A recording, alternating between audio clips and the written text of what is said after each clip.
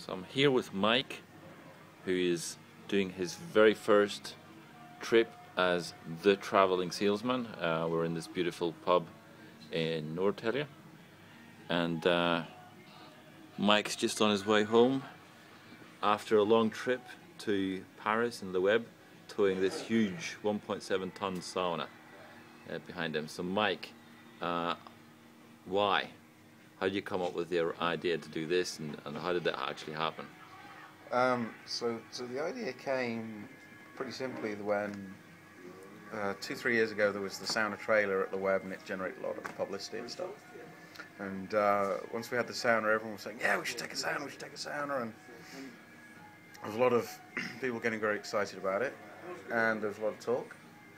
And eventually, after many weeks of emailing potential sponsors, a couple came forward, a couple of different sponsors came forward and said, "Yes, we're in." So I thought, well, we've got some sponsors, let's do this. Yeah, but I understand that you've had a lot of challenges getting like the budget together, and so did that work out in the end? I think we're still a few hundred short as we stand right at this moment, but with a few last minute pushes, we might be able to just about break even, apart from being able to pay for a ticket for the web. But seeing as how I didn't actually attend any of the talks or actually go in the conference hall other than to get water for the sauna, it's they unfortunately are going to have to be one of our unpaid creditors for this tour. Yeah. So this was the first time that you were doing it kind of solo. You were the driver for this tour. What were your sort of learnings doing that for the first time?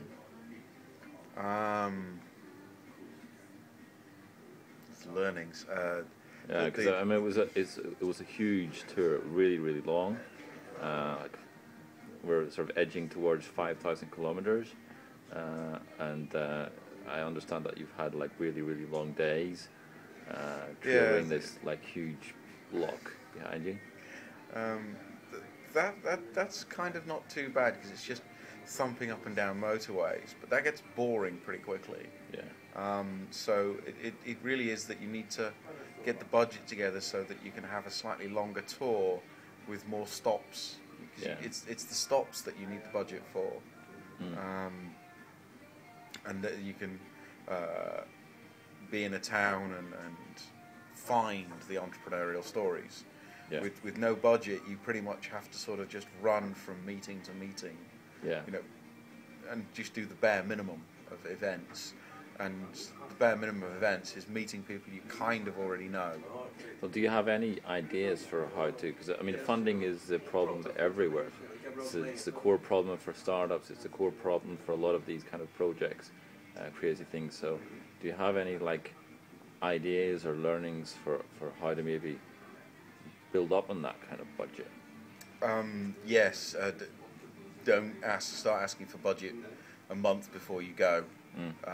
You need to be publishing your plans 6-9 months ahead of time, because there is people around.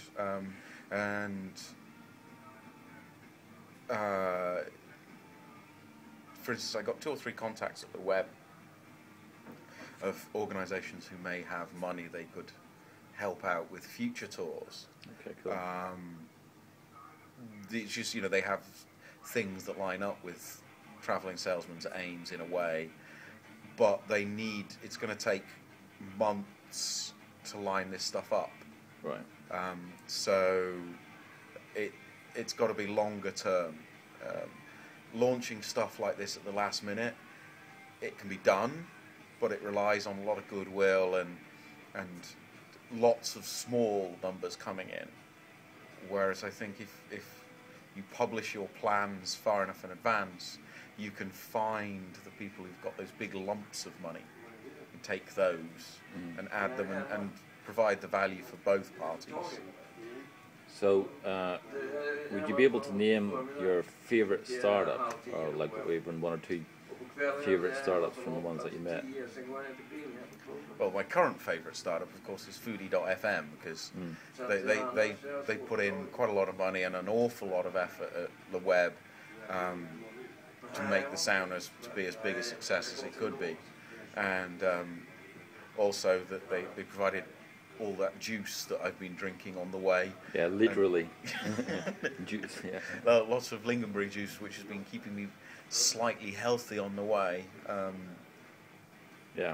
So they've got to be my current favourite, and I quite like their product and their sort of their execution. It's nothing terrifyingly revolutionary, but it's a nice little product, and it's the way that they're going about it. It's got a good chance of success. I don't know that they will be the next Twitter, but I think they'll be a nice little business, employing some tens of people for a good few years. Yeah. So what is your favourite moment from the whole trip? Something that you'll never forget. Oh, that's the worst thing with these things. There's so many favourite moments. Well, name one or two.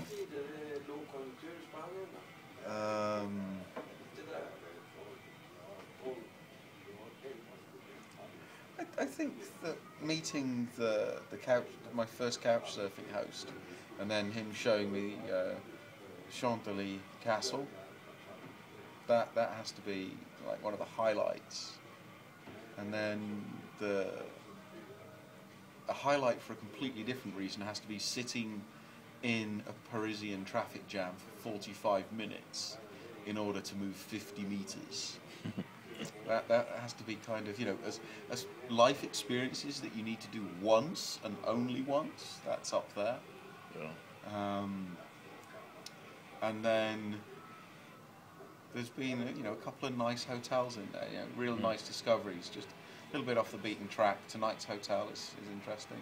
Yeah. And the other hotel where I stayed in Germany, that was pretty damn cool. Having a whole hotel staff just for myself. Well, I have to say that even though I only joined you now for a couple of days, and one of the coolest things that I've ever done is to drive up in the sauna outside a VC's office, get the sauna going, and a couple of hours later the VCs are all in there naked with their towels on, and it's raining outside, and it's just like we're sitting in the middle of a car park, and people are walking by and going what the hell.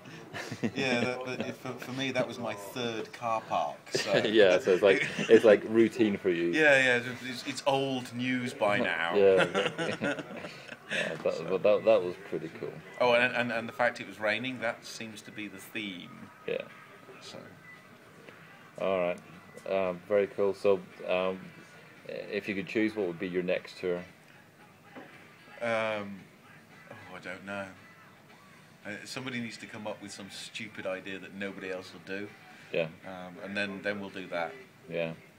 Stupid ideas are always the best. I mean, stupid ideas are the source of all creativity and all innovation in the world, I think. Yeah, I mean, my brain is a little fried at the moment, so yeah. I can't think of anything stupid to do, but I'm sure somebody will come up with some crazy idea. I just saw a tweet on my phone as I was recording this that somebody donated a bit more money to the cause, so thanks very much. Fantastic. Excellent news. We'll drink to that.